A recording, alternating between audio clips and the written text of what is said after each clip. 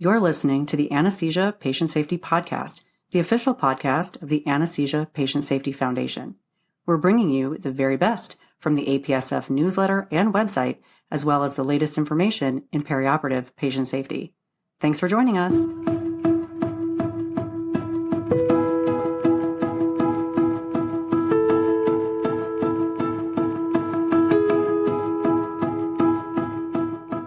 Hello, and welcome back to the Anesthesia Patient Safety Podcast. My name is Alli Bechtel, and I'm your host. Thank you for joining us for another show. We are returning to a very important topic. Anesthesia professionals continue to have concerns related to patients taking semaglutide and other GLP-1 agonist medications and the risk for aspiration. These are newer medications, and this has led to a new threat to anesthesia patient safety. Before we dive into the episode today, we'd like to recognize Preferred Physicians Medical Risk Retention Group, a major corporate supporter of APSF. Preferred Physicians Medical Risk Retention Group has generously provided unrestricted support to further our vision that no one shall be harmed by anesthesia care. Thank you, Preferred Physicians Medical Risk Retention Group. We wouldn't be able to do all that we do without you. Our featured article today is Are Serious Anesthesia Risks of Semaglutide and Other GLP-1 Agonists Under-Recognized? Case Reports of Retained Solid Gastric Contents in Patients Undergoing Anesthesia by William Beam and Lindsay Guevara. You can find this article in the October 2023 APSF newsletter. So head over to apsf.org and click on the newsletter heading. Fourth one down is Newsletter Archives. Then scroll down until you get to October 2023 and our featured article today. I will include a link in the show notes as well. And now it's time to return to episode number 160. Let's take a listen. Before we get into the article, we are going to hear from William Beam, one of the authors. I will let him introduce himself now. Hi, my name is William Brian Beam, and I am an anesthesiologist and critical care consultant at Mayo Clinic in Rochester, Minnesota. To kick off the show today, I asked Beam why he is so passionate about this topic. Let's take a listen to what he had to say. Ultimately, my passion is for patient safety. In 2018, I helped to lead a quality initiative at our institution focused on aspiration events in our practice, and since that time, have continued to work on championing efforts to bring awareness to the topic. Aspiration is one of the leading causes of morbidity and mortality in patients undergoing anesthesia. As anesthesiologist, assessment of our patients' risk for aspiration is integral to planning a safe anesthetic. Recognizing high-risk patients and planning accordingly is key. The use of GLP-1 agonists seems to be growing exponentially, and I would venture many of us are caring for patients on these medications on a daily basis. This class of medications has broad benefits for patients, but as we outline in our article, the effects on gastric motility may increase the risk of aspiration in some, even when standard NPO guidelines are followed. I am glad to have the opportunity to raise awareness of this topic and explore the optimal approach to risk mitigation. Thank you so much to Beam for contributing to the show today, sharing your expertise on aspiration events, and being a champion of anesthesia patient safety. Now it's time to get into the article. The authors open with a summary that highlights why glucagon-like peptide, or GLP-1 receptor agonists, are a threat to anesthesia patient safety. This class of medications is used for the treatment of type 2 diabetes. Recently, GLP-1 agonists were approved for weight loss for patients with obesity, and the use of these medications has increased significantly. These medications are involved in direct gastric stimulation of GLP-1 receptors, leading to delayed gastric emptying and the potential for retained gastric contents in patients presenting for anesthesia despite following standard fasting guidelines. Let's take a look at a couple of cases of patients taking GLP-1 receptor agonists who were found to have high volumes of complex gastric contents after following the American Society of Anesthesiologists practice guidelines for preoperative fasting. The first case involves a 60-year-old patient who presented for an MRI. The patient required sedation for the imaging due to claustrophobia. Other medical history included hypertension and overweight with a BMI of 28. The month prior, the patient started semaglutide, which you may know by the name Ozempic, for weight loss. The last dose was administered 7 days prior to the presentation. Despite fasting from solid food for more than 18 hours, the patient described feeling full during the preoperative evaluation. A point-of-care gastric ultrasound was performed, which revealed solid gastric contents. The decision was made to cancel the sedation and imaging for fear of high risk of aspiration during the delivery of anesthesia. The second case involves a 50-year-old patient with a past medical history of obesity with a BMI of 37, type 2 diabetes, hypertension, and obstructive sleep apnea, who was scheduled to undergo a robotic-assisted hysterectomy for endometrial hyperplasia. She previously had gastroesophageal reflux disease, but these symptoms had resolved since she started tirzepatide, which has the brand name of Mounjaro. The last dose was administered 2 days before surgery. Other medications included metformin, hydrochlorothiazide, pregabalin, oxycodone 5 milligrams as needed. The patient had intermittent use with the last dose the day prior to surgery, and sertraline. She had been fasting since the night before surgery. Anesthesia proceeded with an uneventful induction of general anesthesia and intubation. After intubation, an orogastric tube was placed and gastric contents were suctioned. Check out Figure 1 in the article for what was suctioned by the gastric tube at this time. The case was uncomplicated from a surgical perspective. After the surgery was completed, the patient was transferred to the transport bed and sat up in preparation for emergence. Just before the patient was ready for extubation, she developed large volume emesis of particulate matter that was consistent with what she reported eating several days prior to the surgery. You can check out Figure 2 in the article to see the contents of the suction canister. The good news is that the endotracheal tube remained in place at this time, and the patient's airway was protected. After the emesis was cleared, the patient was extubated without further events. She was closely observed in the PACU and did not have any evidence to suggest gastropulmonary aspiration and was therefore discharged home later that day. Have you taken care of a patient being treated with a GLP-1 receptor agonist medication recently? Are you seeing more patients on these medications? Have you witnessed any similar cases? Let's continue in the article to learn more. So why are we seeing more patients being prescribed GLP-1 receptor agonists now? These medications have been considered a breakthrough for the treatment of weight loss. GLP-1 receptors are expressed in the gastrointestinal tract, pancreas, heart, liver, and brain.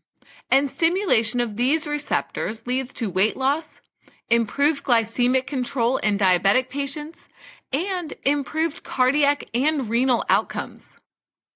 The primary mechanism of action is likely due to activation of vagal afferent nerves that innervate the stomach and direct binding to GLP-1 receptors on gastric mucosal cells, leading to delayed gastric emptying. For diabetes treatment, there is the dual benefits of weight loss and stimulation of insulin secretion from pancreatic beta cells, leading to improved hemoglobin A1C levels. The decrease in major acute cardiac events is likely related to overall risk factor reduction with decreased glycated hemoglobin levels, improved blood pressure control, decreased body mass index, decreased low-density lipoprotein cholesterol levels, improved glomerular filtration rate, and decreased albumin to creatinine ratio. There may also be some direct stimulation of GLP-1 receptors on the myocardium, leading to improved endothelial function and microvascular perfusion. Side effects from these medications include nausea, vomiting, or diarrhea, but these symptoms may decrease over time with continued use. Other adverse effects may include acute pancreatitis and gallbladder and biliary disease, including cholecystitis. Rare reactions may include anaphylaxis and angioedema. This class of medications has important benefits for patients with obesity and diabetes, but keep in mind that there may be serious anesthetic risks as well. We know that GLP-1 receptor agonists act to delay gastric emptying. This may then lead to high volumes of complex gastric contents even after fasting for the appropriate time, according to the ASA guidelines. That was certainly the case for the 2 patients that we discussed earlier who were taking GLP-1 receptor agonists to treat diabetes and help with weight loss. There is a real risk to patients for aspiration, and this may be a devastating complication. Did you know that it is in the top 3 adverse events related to airway management in the ASA Closed Claims Project?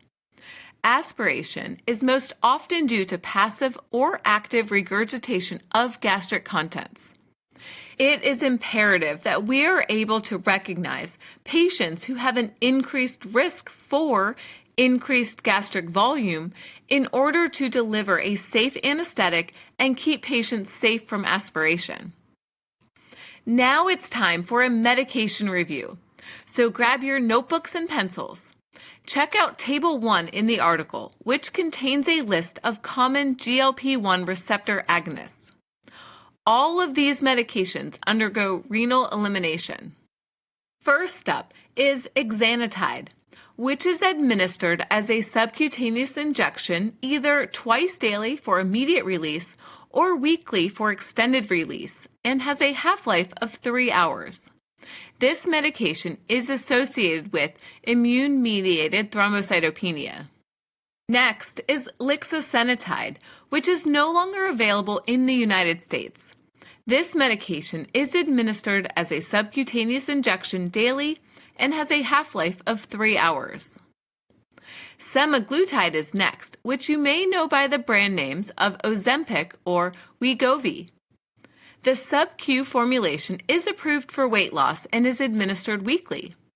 There is also an oral formulation administered daily that is used for diabetes management.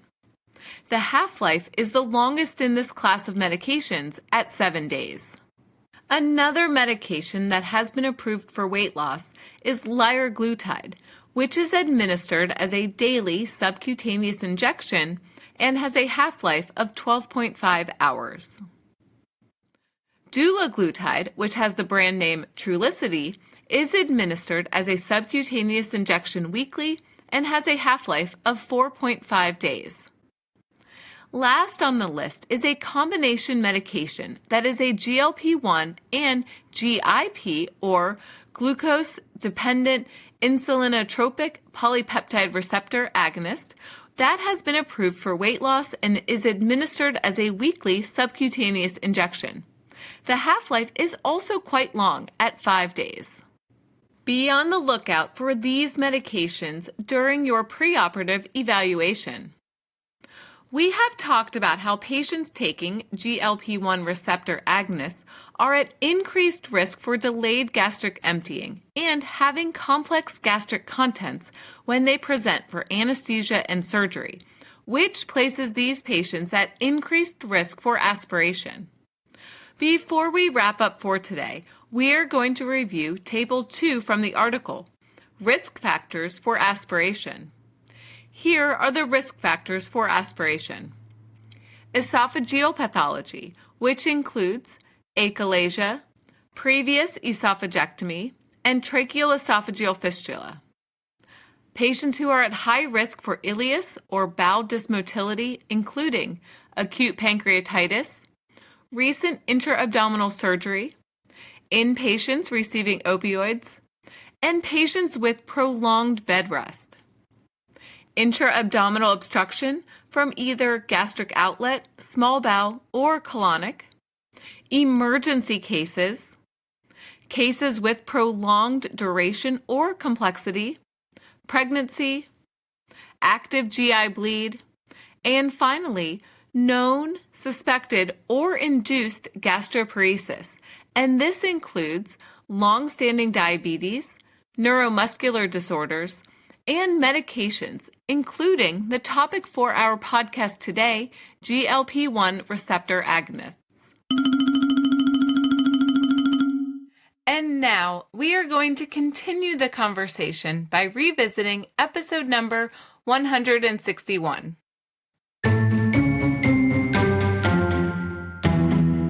At the time of this APSF article, the Society of Perioperative Assessment and Quality Improvement consensus recommendation is to hold GLP-1 receptor agonists on the day of surgery.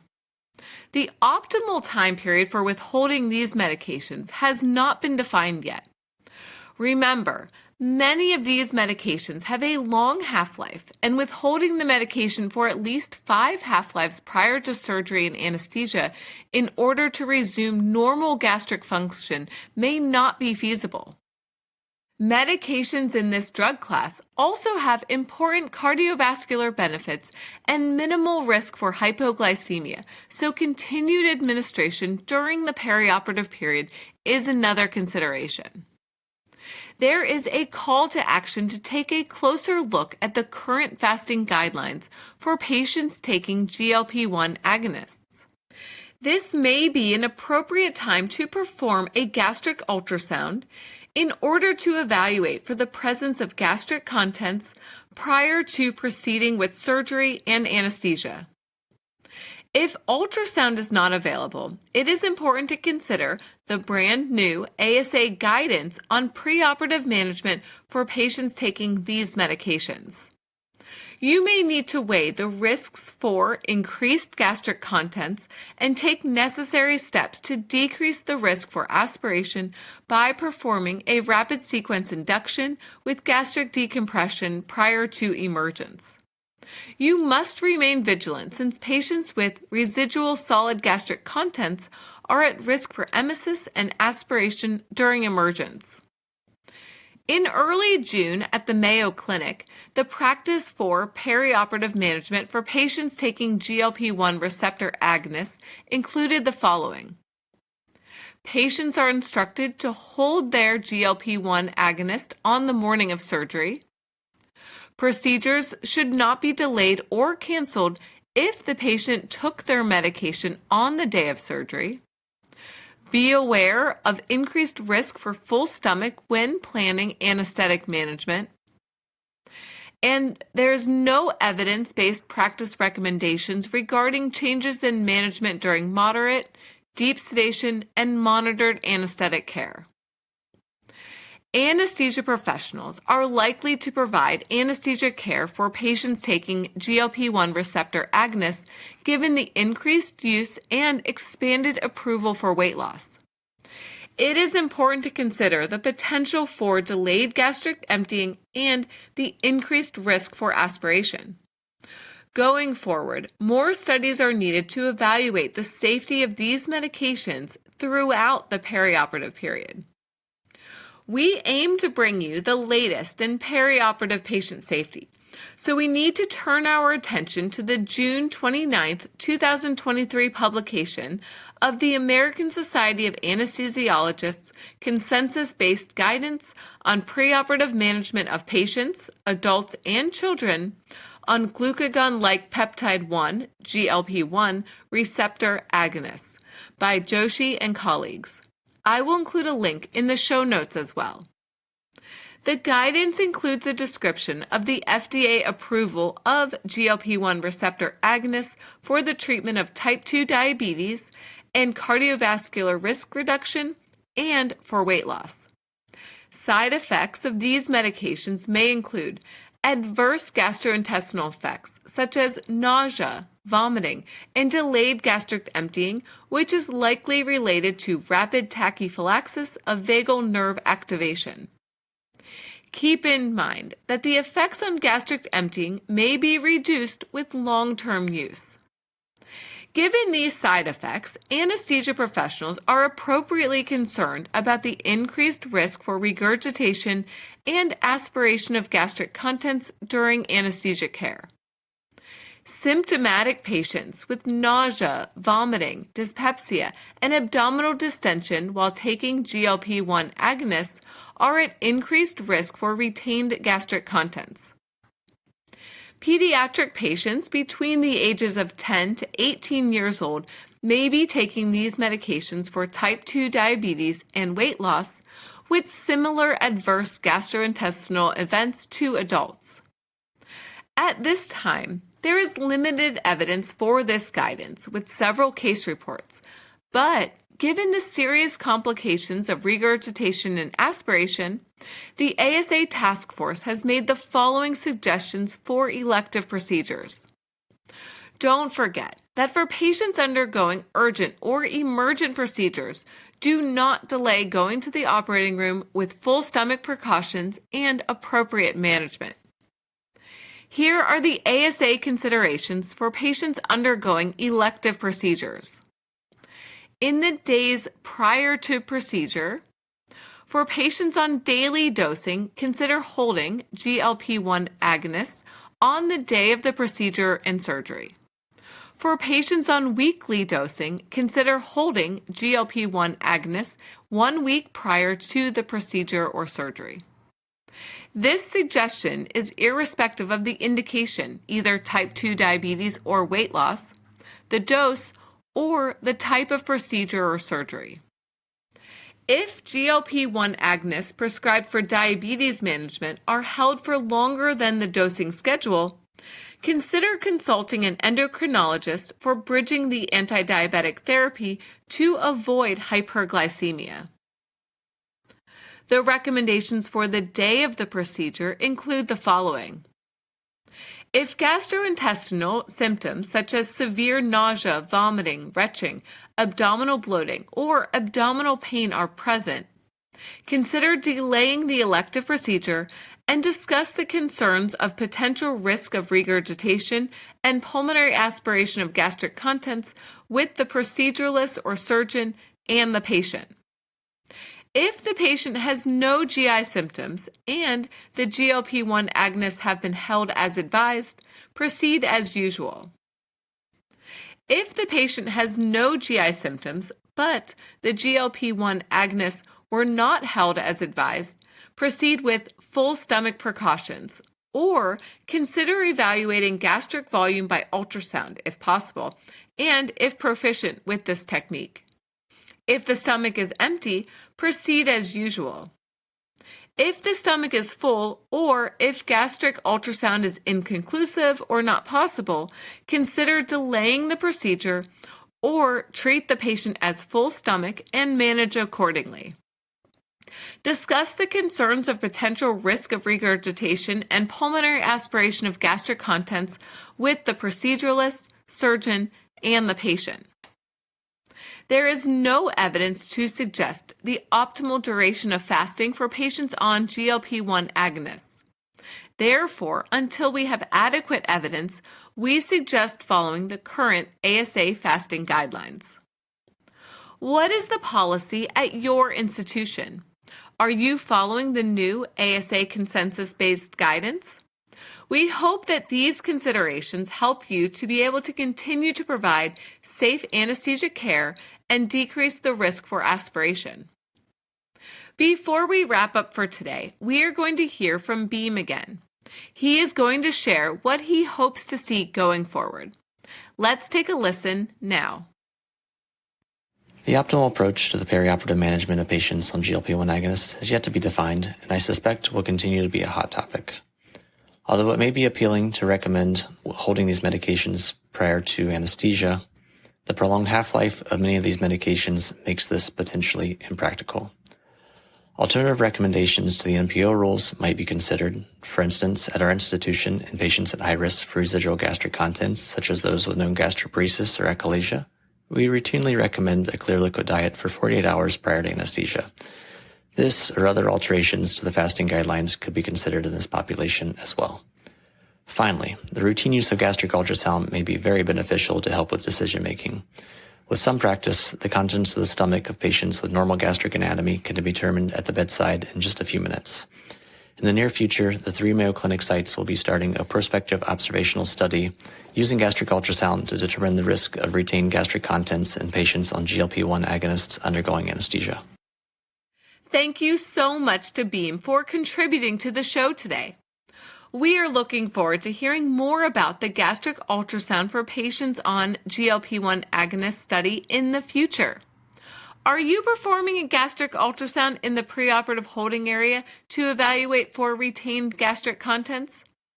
Aspiration remains a big threat to anesthesia patient safety, and it is important to remain vigilant, especially for patients who are at high risk for retained gastric contents. Thanks for joining us for a review of this very important anesthesia patient safety topic.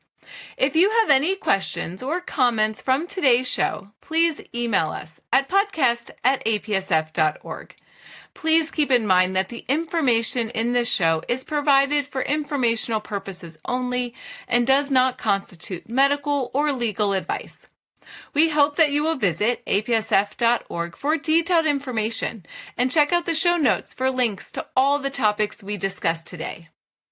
While waiting for the next show to drop, if you have not done so already, we hope that you will rate us and leave us a review on iTunes or wherever you get your podcasts. Plus, we hope that you will share this podcast with your friends and colleagues and anyone you know who is interested in anesthesia patient safety. Are you an attending or senior consultant anesthetist or anesthesia professional with a role in education? Don't forget to share this resource with any anesthesia trainees or others on the perioperative team to help improve anesthesia patient safety going forward. Until next time, stay vigilant so that no one shall be harmed by anesthesia care.